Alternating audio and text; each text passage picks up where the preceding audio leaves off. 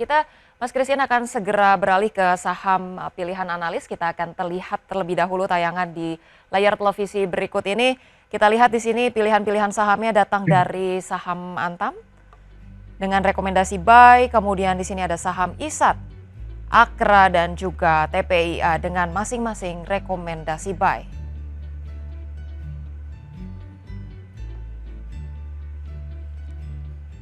Baik, Mas Christian, ini kalau kita bahas terlebih dahulu terkait dengan saham Antam, tadi sempat kita bahas sedikit, proyeksi ataupun katalis positifnya datang dari mana nih Mas Christian, mengingat pelemahan harga saham ini masih diprediksi akan terjadi dalam waktu dekat.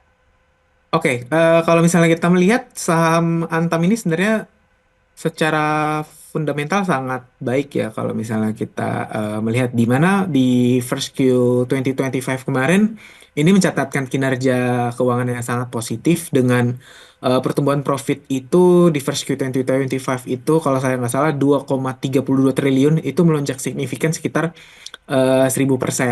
Ini menciptakan bahwasanya perseroan itu sangat positif terhadap fundamentalnya dan juga cost efisiensi juga sangat dilakukan serta adanya peningkatan-peningkatan operasional yang tercermin dari produk emasnya itu first Q 2025 itu mencapai 441.719 troy ounce. Ini memberikan Antam bahwasanya Antam ini akan selalu menjadi salah satu pilihan yang baik di mana harga gold juga yang terus-menerus meningkat meskipun kemarin terjadi koreksi sedikit.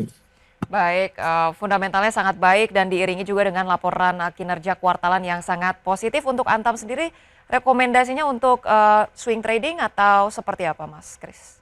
Kalau untuk Antam saya lebih milih untuk jangka panjang sih. Baik, untuk value investing ya. Ya, Kita beralih betul. ke saham berikutnya untuk ISAT, proyeksinya ini direkomendasikan untuk buy, boleh reviewnya seperti apa Mas Christian?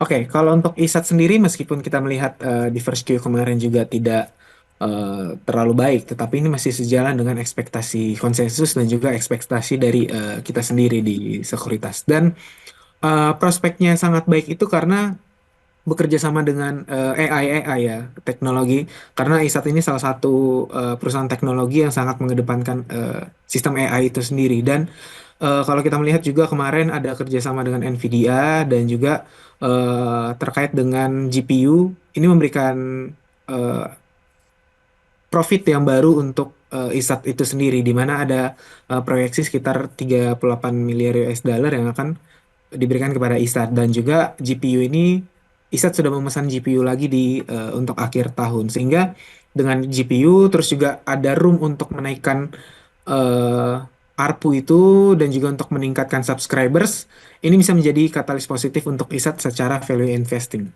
Baik, kerjasama dengan GPU ini menjadi katalis positif. Apakah ini artinya berbagai saham-saham teknologi ini juga akan punya katalis yang positif, Mas Christian, untuk value investing di tengah situasi yang masih uncertain? Oke, mungkin menurut saya lebih ke saham ISAT itu sendiri sih Ya, dengan adanya AI dan teknologi lainnya. baik. Rekomendasi untuk ISAT dari sektor teknologi dan kita ke Akra, Mas Christian, rekomendasi buy-nya seperti apa? Oke, kalau untuk Akra itu sendiri, first of all karena akan ada peningkatan ya. Karena perusahaan memproyeksikan akan ada penjualan sekitar 100 hektar lahan di JP. Ini meningkatkan utility revenue dari Akra itu sendiri. Sehingga secara fundamental kita juga ada melihat di tahun 2025 ini Akra cukup solid dengan beberapa dan berbagai aksi performa seperti JP tadi dan juga utility-nya tadi.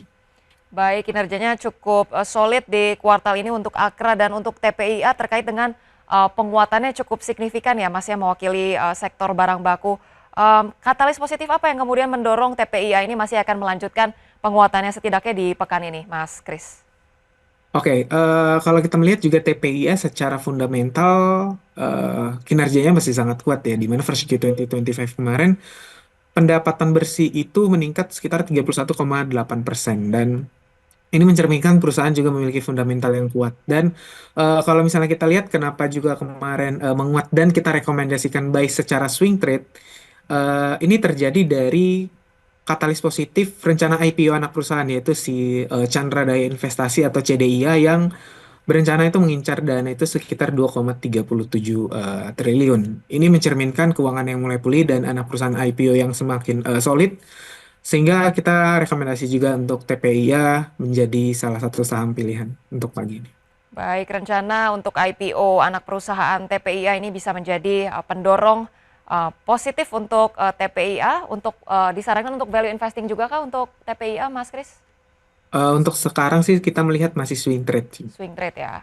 Baik, itu dia 4 pilihan saham. Tadi ada perbincangan mengenai Antam, kemudian ISAT, Akra, dan juga TPIA. Baik, Mas Kris, kita akan terlebih dahulu melihat bagaimana posisi IHSG pada pembukaan perdagangan pagi hari ini.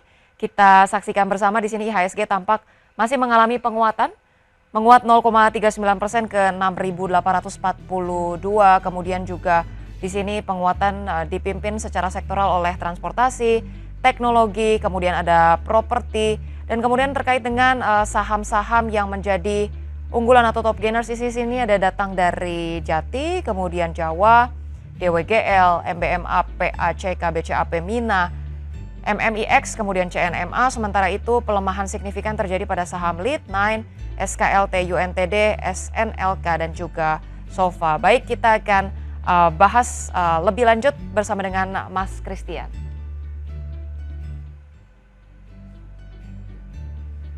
Baik, Mas Christian, kalau kita lihat tadi IHSG masih melanjutkan penguatan.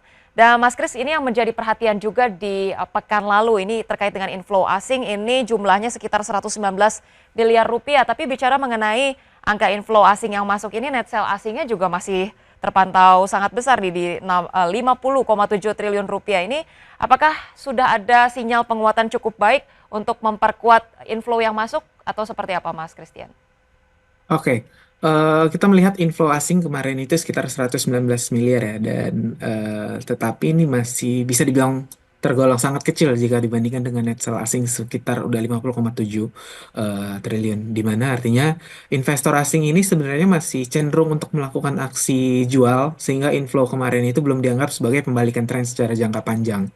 Dan mungkin kalau misalnya kita melihat aksi, kita mencermati respon yang positif ya terhadap pemulihan ekonomi secara sementara dulu, dan rilis keuangan yang positif dan aksi korporasi buyback ini sebenarnya memberikan katalis positif untuk investor asing bisa menjadi eh, kembali ke pasar-pasar saham di Indonesia. Tetapi tetap perlu berhati-hati karena bisa jadi ini adalah trap lagi, karena mengingat ini adalah bulan Mei, akan ada terjadi sell in May and go away. Tetapi ini secara moderat saja. Begitu, Mbak. Baik, tadi kalau bicara sell in May and go away, mungkin kalau bicara mengenai pasar saham domestik sendiri, investor domestik mungkin seringkali kita lihat tidak terlalu relevan, tapi bicara mengenai keseluruhan dari investor global ini ternyata masih ada impact-nya terhadap net sell asing ya, Mas Kris ya.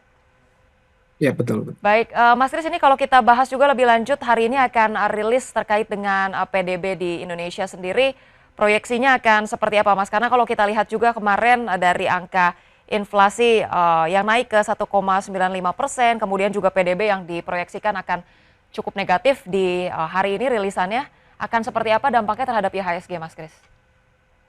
Oke, kalau misalnya kita melihat jika data itu di bawah ekspektasi di level 4,9% ya, ini bisa berpotensi untuk menjadi salah satu sentimen negatif untuk pergerakan IHSG dalam jangka pendeknya saja. Hal ini dikarenakan jika PDB ini berada di bawah angka ekspektasi tersebut, ini memberikan sentimen negatif di sektor domestik, di mana saham perbankan, saham retail, dan juga saham konsumsi ini berpotensi tertekan karena PDB ini kan mencerminkan lemahnya daya beli dan aktivitas ekonomi. Sehingga investor perlu mencermati volatilitas pasar mungkin 1 sampai dengan 3 hari ke depan terhadap rilis data tersebut, dan ini juga berpotensi untuk rebound secara teknikal. Untuk saran shifting ke sektor seperti telco, healthcare, dan related, ini menjadi saran untuk para investor yang tidak terlalu berpengaruh terhadap angka PDB-nya itu sendiri. Baik, tadi ada healthcare dan juga telco ini kemudian menjadi rekomendasi di mana kemudian retail dan konsumsi ini justru akan terdampak setidaknya 1 sampai 3 hari. Investor perlu mencermati terlebih dahulu rilis data dari PDB hari ini ya. Terima kasih banyak Mas Christian dari MNC Sekuritas sudah bergabung bersama kita di Market Buzz. Semoga IHSG tetap melanjutkan uptrend-nya begitu ya pekan ini dan kemudian katalis positif akan kembali memperkuat IHSG di perdagangan pekan ini. Terima kasih banyak Mas Kris. Salam sehat. Sampai berjumpa Terima kembali. kasih.